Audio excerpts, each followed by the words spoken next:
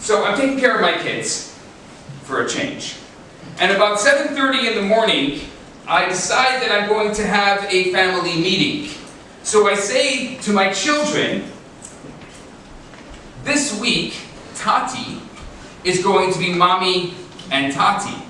To which my 3-year-old pipes up and says, you can't be a Mommy and a Tatty. Mommies are for girls and Tatties are for boys. Okay, I can say maybe by college classes you'll figure out something else. So, 7:30 goes by, I'm trying to be this really nice dad, everything is just going hunky-dory, and of course I say put on your shoes, and no one's putting on their shoes, and I say have breakfast, and no one's having breakfast, and I say please, can someone please, and now I'm slowly getting a little angrier, and angrier to the point where I start screaming, shoes! Shoes! Please, no! In the car! Seatbelt, seatbelt, seatbelt, seatbelt, come on! To which my 3-year-old says, there's Mommy. So, we get to school, and I put my 3-year-old in her 3-year-old class to color. She's like, Tatty, I'm going to color. I'm like, bye. Have a good time coloring.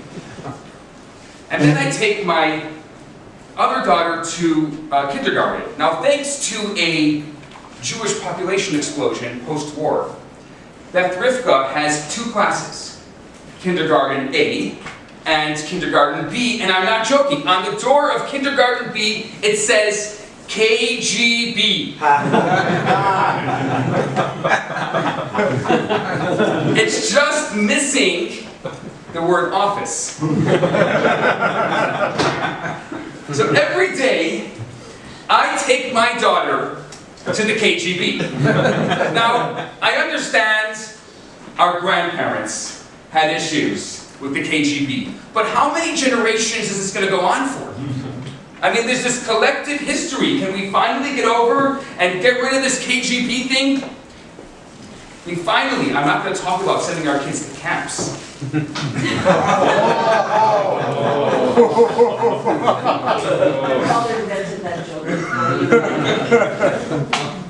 So, I get to the door of the classroom, and my daughter says, Tatty, can you write me a mitzvah note? Now, I've been thinking about this mitzvah note thing for quite a while. Do you know how they usually say, Dear Moras, Mushki was so nice to her little brother, she didn't knock his eyes out today. Love, Tatty. Now, and actually, fine, that is a mitzvah. That's mitzvah Abbas Yisroel. That's true, it is an actual mitzvah. But most of the time, let's face it, parents write these mitzvah notes, and half of the stuff they write are not really mitzvahs. It's not actually mitzvahs. Now, I figured, being the good Chabad Shaliach that I am, the Rebbe instituted this idea of learning Sefer HaMitzvahs every single day. So I had this brilliant idea that not only am I actually going to write a proper mitzvah on my child's mitzvah notes, but I'm also going to take the opportunity to educate the Mora and the girls as well. So I say, Dear Moras, today Mushkala was not over on Lav 289, you shall not murder, from Exodus 20:13, the negative commandment forbidding us to murder a fellow human being. Love, Tatty. Yesterday, I wrote, Dear Moras, today Mushkala was not over on the 42nd prohibition that she should not put on any clothing with a mixture of wool and linen in them, as idolatrous priests used to wear. And I even added a Darabanan law, that since we're worried about her losing her memory, Mushkala did not put on 2 garments at the same time as she was getting dressed this morning. It would be kasher v'shikha. She may lose her memory as well. Love, Tatty. Now, after a couple of days, Mora asked me please to start sending normal mitzvah notes. So I say, I'm like, you're lucky I don't do 3 chapters of Rambam every day.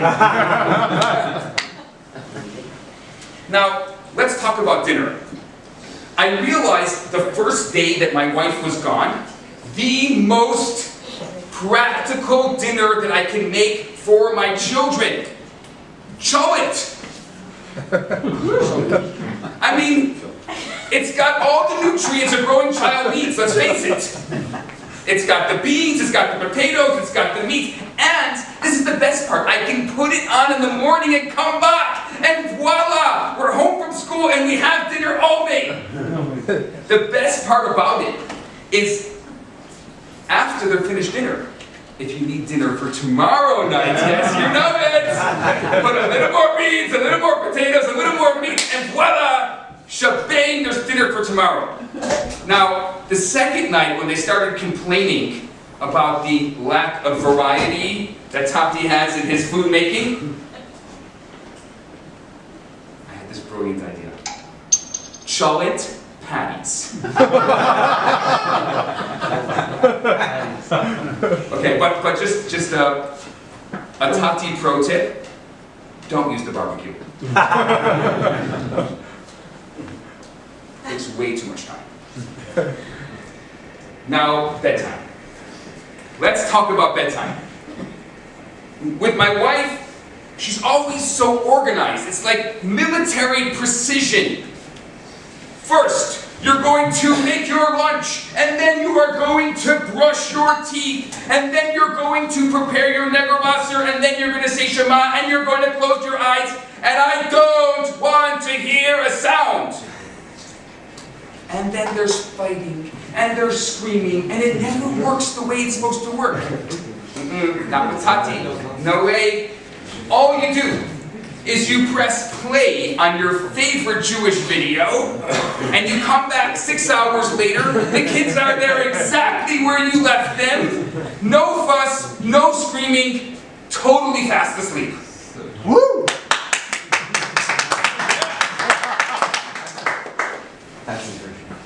The best part of the whole thing is you don't have to dress them the next morning. That's my pick for tonight.